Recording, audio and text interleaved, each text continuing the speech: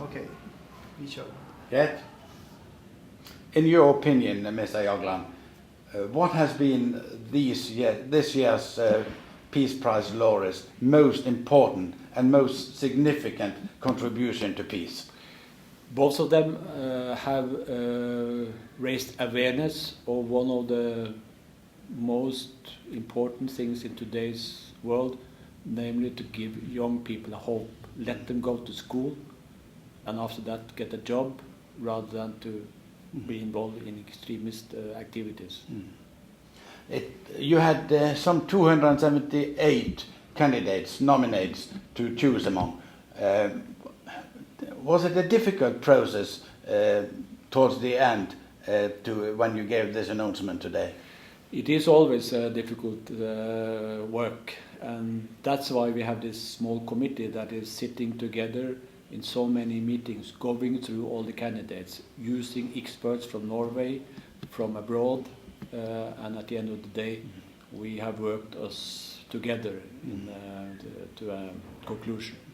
Malala is a young woman, and some people say that giving Nobel Peace Prize to such a young woman would be like making her an even bigger target for extremist groups. Are you afraid of that?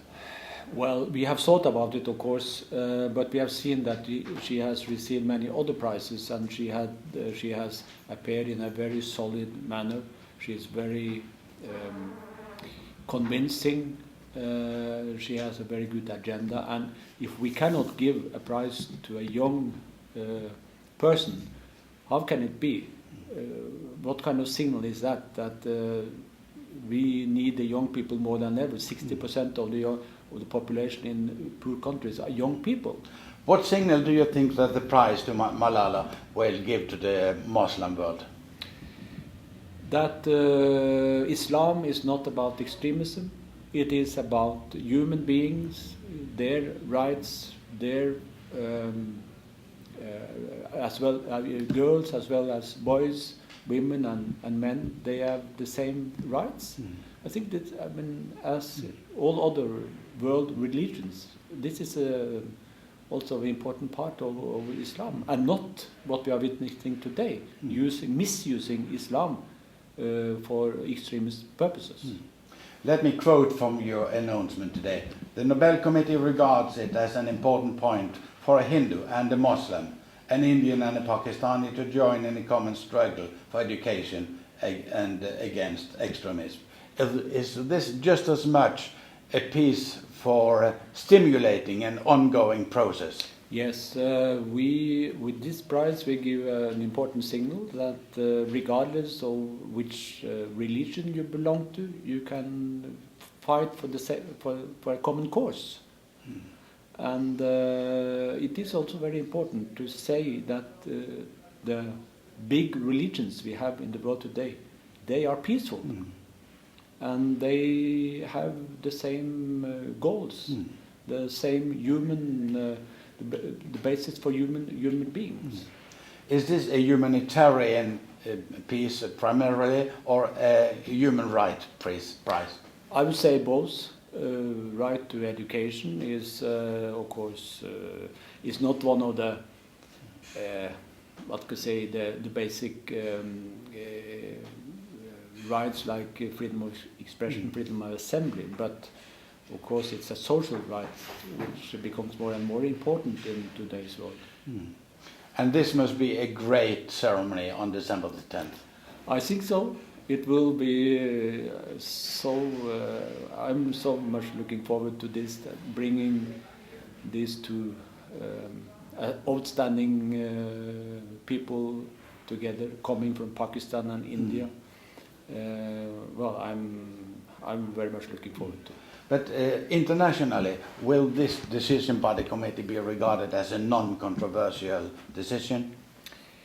In some circles, yes, but it will be quite controversial in many places.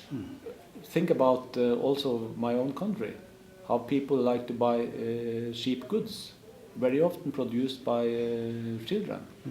So we have also we have to send a signal to our own people here in Norway, in Sweden, in the rich part of the world. Since the first Nobel Peace Prize was awarded in 1901, the committee has given prizes to pioneers of peace movements, to top politicians, to people fighting for arms control and disarmament, and to persons fighting for human rights. How will you historically describe this year's prize?